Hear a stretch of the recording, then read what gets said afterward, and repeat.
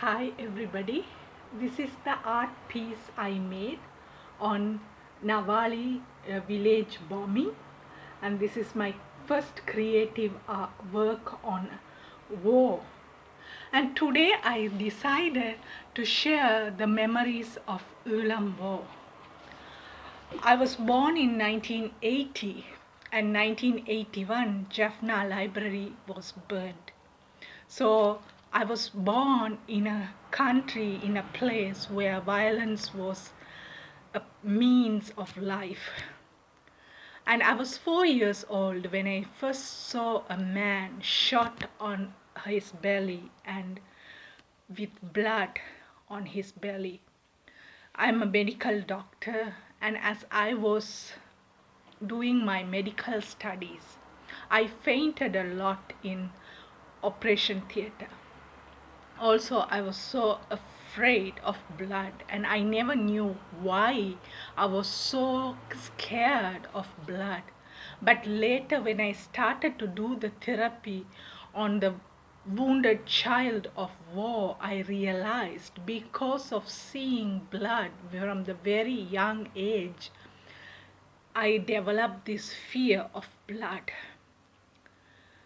And 1987, I was 7 years old when the Indian peacekeeping force came to Sri Lanka. Unfortunately, they didn't keep the peace in Jaffna. They destroyed our daily peace.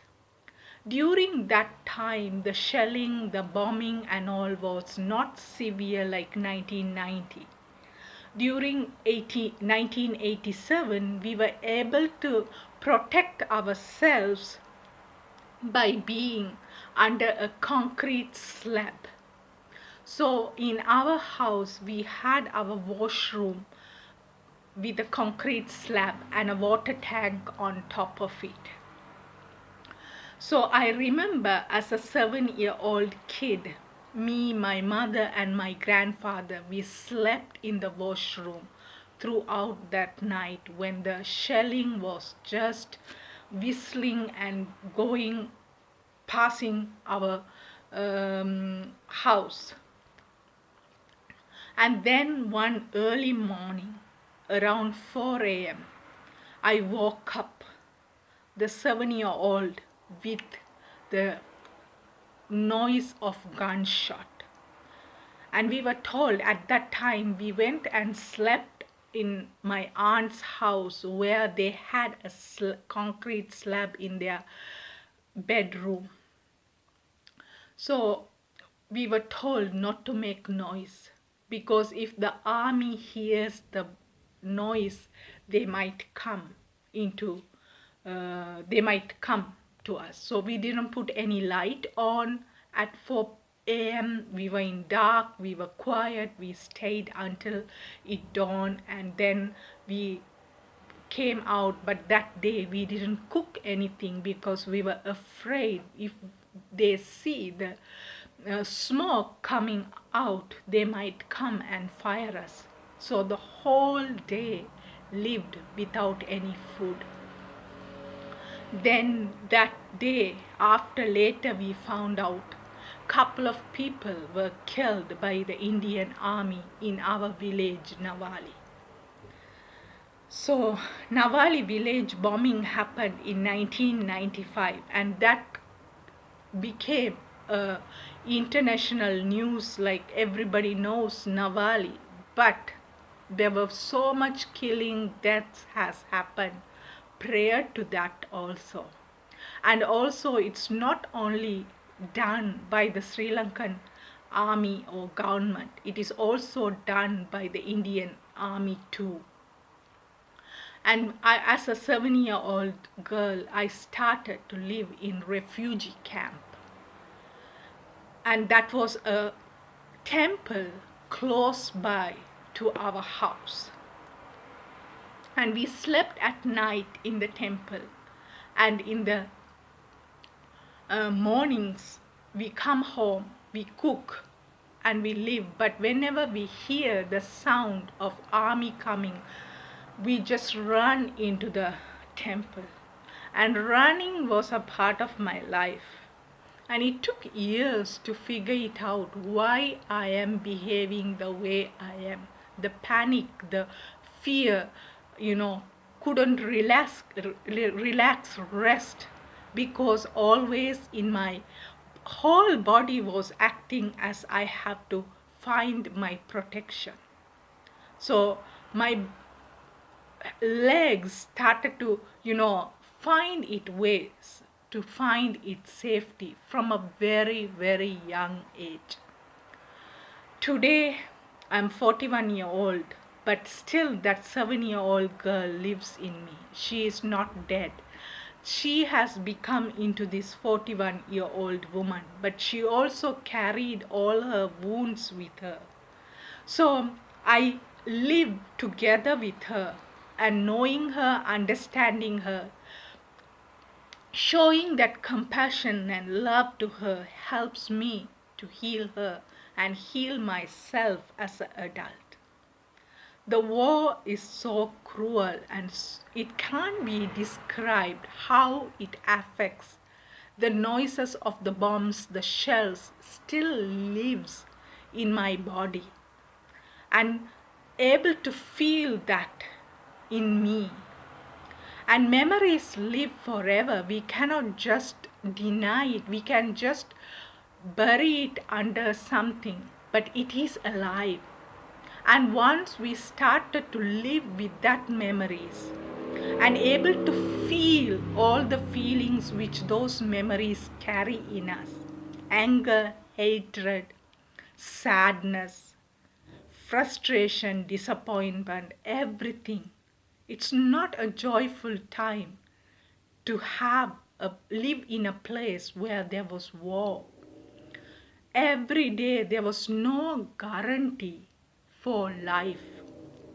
One day when I was in the refugee camp, we were in a very small place, maybe a room. I am staying here, or less than that, 20 or more of us were sleeping. The adult legs were able to touch each other.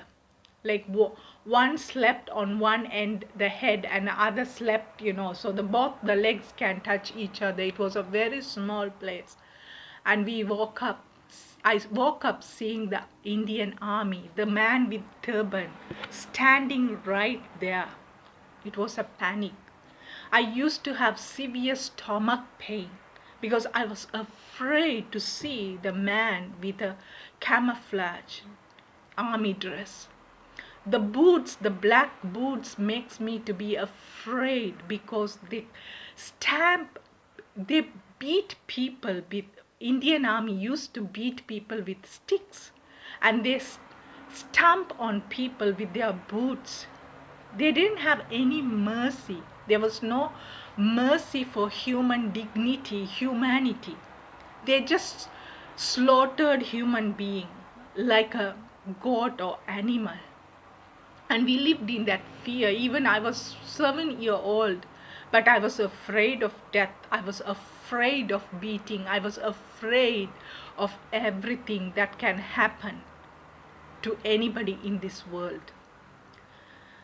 And as I remember that morning, I still can feel that. And they entered into the Hindu temple with the shoes on. They entered into the place where the deities were present. And there was no mercy or respect for the temple, for religious place. They just used their power to abuse the Tamils in north, in Jaffna, in Sri Lanka.